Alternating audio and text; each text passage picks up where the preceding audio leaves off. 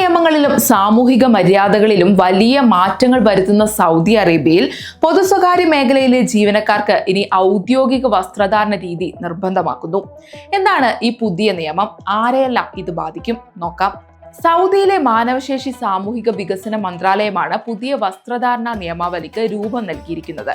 അന്തിമ അംഗീകാരത്തിന് മുന്നോടിയായി ഈ കരട് നിയമാവലി പൊതുസമൂഹത്തിന്റെയും വിദഗ്ധരുടെയും അഭിപ്രായങ്ങൾക്കായി പബ്ലിക് കൺസൾട്ടേഷൻ പ്ലാറ്റ്ഫോമിൽ പരസ്യപ്പെടുത്തിയിട്ടുണ്ട്.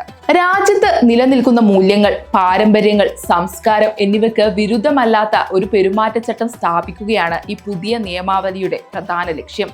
പുരുഷ ജീവനക്കാർക്ക് ഔദ്യോഗിക ദേശീയ വസ്ത്രം നിർബന്ധമാക്കിയിട്ടുണ്ട്. അതായത് തോബ്, ശിരോവസ്ത്രം എന്നിവ ധരിക്കണം. വനിതാ ജീവനക്കാർ ഇറുകിയതോ സുതാര്യമോ അല്ലാത്ത ശരീരം മൂടുന്ന വസ്ത്രം ധരിക്കണം. കൂടാതെ ജോലിയുടെ സ്വഭാവം ആവശ്യപ്പെടുന്ന സന്ദർഭങ്ങളിൽ ജീവനക്കാർ അവരുടെ സ്ഥാപനത്തിന്റെ ഔദ്യോഗിക യൂണിഫോം നിർബന്ധമായും ധരിക്കണം. വസ്ത്രധാരണത്തിൽ മാത്രമല്ല, പെരുമാറ്റത്തിലും പുതിയ നിയന്ത്രണങ്ങൾ വരുന്നുണ്ട്. ജോലിക്കിടയിലോ പരിപാടികളിലോ മാധ്യമങ്ങളിൽ പ്രത്യക്ഷപ്പെടുമ്പോഴോ ജീവനക്കാർ ചില കാര്യങ്ങളിൽ നിന്ന് വിട്ടുനിൽക്കണം. ഒന്ന്, മതങ്ങളെ വ്രണപ്പെടുത്തുന്ന പെരുമാറ്റം. രണ്ടാമത്തത്, രാജ്യത്തിനും അതിന്റെ സ്ഥാപനത്തിനും ദോഷം വരുത്തുന്ന രാഷ്ട്രീയ നിലപാടുകൾ. മൂന്ന്, രാഷ്ട്രീയ ആശയ സന്ദേശങ്ങളുള്ള വസ്ത്രങ്ങൾ ധരിക്കുന്നത്. അതുപോലെ ജീവനക്കാർ എപ്പോഴും പ്രൊഫഷണലും ഉചിതവുമായ വേഷവിധാനം പാലിക്കുകയും വ്യക്തി ശുചിത്വം ഉറപ്പാക്കുകയും വേണം.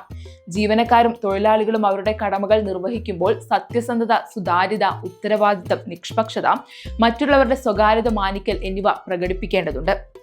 സർക്കാർ, സ്വകാര്യ, നോൺ പ്രോഫിറ്റ് സ്ഥാപനങ്ങളിലെ ജീവനക്കാർ ഈ നിയമാവലി ലംഘിച്ചാൽ അവർക്കെതിരെ സ്ഥാപനങ്ങൾ അച്ചടക്ക നടപടികൾ സ്വീകരിക്കാൻ ബാധ്യസ്ഥരാണ്. പൊതുമേഖലാ സ്ഥാപനങ്ങളിലെ ജീവനക്കാർക്ക് നിയമപരമായ നടപടികളും നേരിടേണ്ടി വരും.